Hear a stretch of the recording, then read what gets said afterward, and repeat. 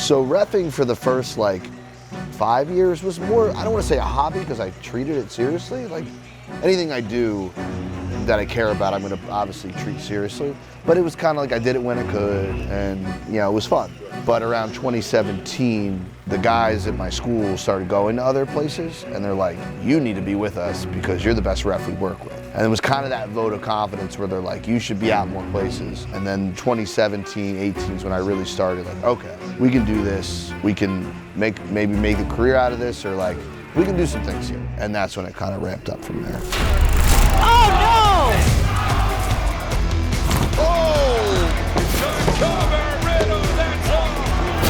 Referee right there with a close eye. Oh, some payback now.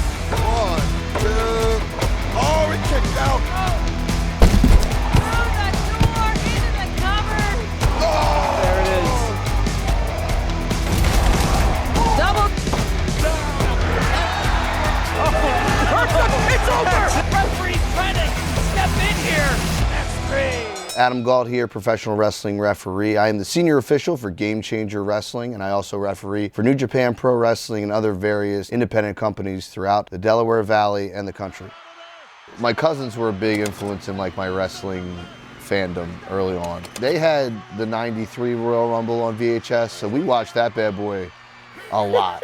So that was like the earliest memory, but characters like Sting, which was hilarious that you gave me this coffee mug, and Kane and Mankind, like at those times, like the masks and the characters, like that had my attention. And when it bit and there was no turning back was the Monday night after WrestleMania 15. So 15, yep, 15 was in Philadelphia. Yeah. And I come in to class that day, that Monday morning, and Brian McGuigan, wherever he is in the world, thanks, Brian. Shout out Brian McGuigan. Yeah. He went to WrestleMania. He's talking about everything that happened, and I'm like, oh, that just sounds amazing. Then it clicked of like, oh, it's on every Monday night. So I watched that night. It was obsessed. My best friend that I grew up with, he wanted to be a pro wrestler as well. He did stick to the dream, and he was now a pro wrestler and running a school in South Jersey essentially. And they would run weekend shows every Saturday. Hey, I want to get involved somehow. He's like, you should train. And I said, oh, that ship has sailed. Which now I'm like, maybe I should have trained, but it's like, but I said, no, I'll commentate, I'll ring announce, I did a little bit of everything, and eventually I started refereeing. You don't go to an NFL game for the referee, and I still feel that way for wrestling, but I take pride in that, like, fans will recognize that you're good at what you do, and that you're important in that way, and that little nod is nice. You're the authority, and you have to play multiple roles in that. You have the best seat in the house, so you can't, react where you're gonna overreact because you're the one who has to be in control of this thing,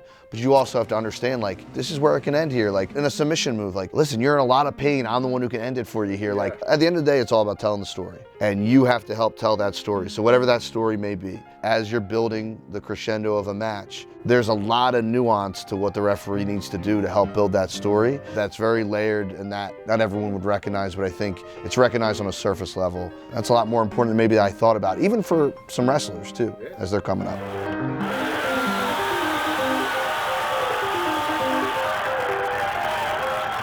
There's so many like big time matches that it's like hard to pick just one. The blood sport matches, typically Josh Barnett and John Moxley, that was a big one. Caught a stray, my nose got a little broken in the finish, which was sick, yeah. So everything was all right. Josh fixed it later, like the pro that he is. The Shayna Baszler match with Masha was a big one, again, because so proud of Masha and seeing her come up, and that moment, that environment was very like ECW-esque, because it was like the outsider. Here's this legitimate WWE superstar who's the outsider, working with the Briscoes. Then they did a little run in GCW, and every time and they were the best in the world. I mean, look, and when you're in the ring and you ref so much, and then you can recognize like, wow, these are the best at what they're like in their profession, and they kind of be like, you did a great job, like that stays with you. You get to travel all over the country. You get to travel all over the world. Fun, taxing, little of both. A little bit of both. Definitely more fun. I think if I didn't have another job, I think it would all be fun. But you choose your hard, right? Like people have, I don't have a family, so there's that. That's a good thing in the fact that I can build my schedule to recoup properly and stay on top of my stuff. GCW is running a lot. I mean, I talk to my peers, and they're like, man, you guys are everywhere, and like I will always go higher percentage fun and grateful, because any day that you're thinking like, oh, this is tiring, like, dude, you're traveling traveling the country, the world, as a referee, let alone, not as a pro wrestler. Like Brett and GCW's investing in me to bring me around because of the work that I do in the ring and out of the ring to be valuable. Granted, sometimes the trips are quick, but if you get to eat like one cool thing in the city and got to see one cool thing, it's like mark it off and, you know, likely you'll be back. You're one of the few people that worked in Japan. Working in Japan was a dream come true and like surreal on every level. A lot of my peers got to go before I did, and they spoke of how like, you know, just revered wrestling is there, and you know it, like you know that, but until you experience it, you don't fully get it. And then once you experience it, it really stays with you. It's very powerful. They respect what a referee does from the top of the card to the bottom of the card, and then the way they react to wrestling is so beautiful that it's kind of quiet and then and you know they're with you through the whole thing. In my 2 times that I've gone, it's only been 3.5 days. I can't wait to go back. And a lot of that is just seeded from the beauty of working in wrestling there, because I think it's what everybody says it is who's gotten the chance to do it. Your count. How did you figure out how you were you inspired by any refs or? No, that's a good one.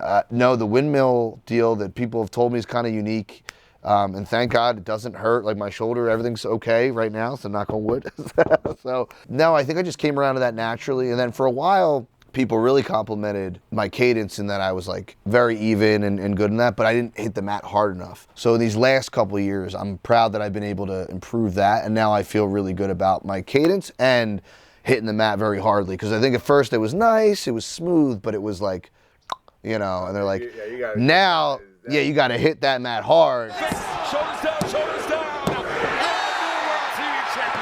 Were you a backyard wrestler? Were you a... Well, now that the secret's out, I used to probably deny the backyard wrestling back in the day, but now after the fun we had at GCW's backyard wrestling back in July, 4th of July, we wrestled the match. Felt fine for the most part. I mean, a little sore, but nothing crazy because it still takes some time. And then we had a show in Toronto that weekend, so we drove about for like 3 or 4 hours to upstate New York. And I get out of the car and my feet hurt so bad. I couldn't walk. I was like, I mean, I could, but it's so gingerly. And I'm like, this is the last thing I thought would hurt.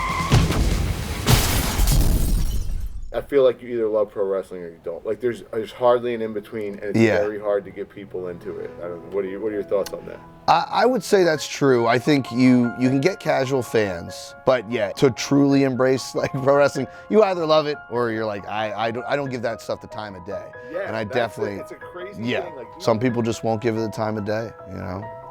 All right, dude. But thank awesome. you. Thanks, man. Dude. Appreciate it. Appreciate it. Thank you. I hope it was all right.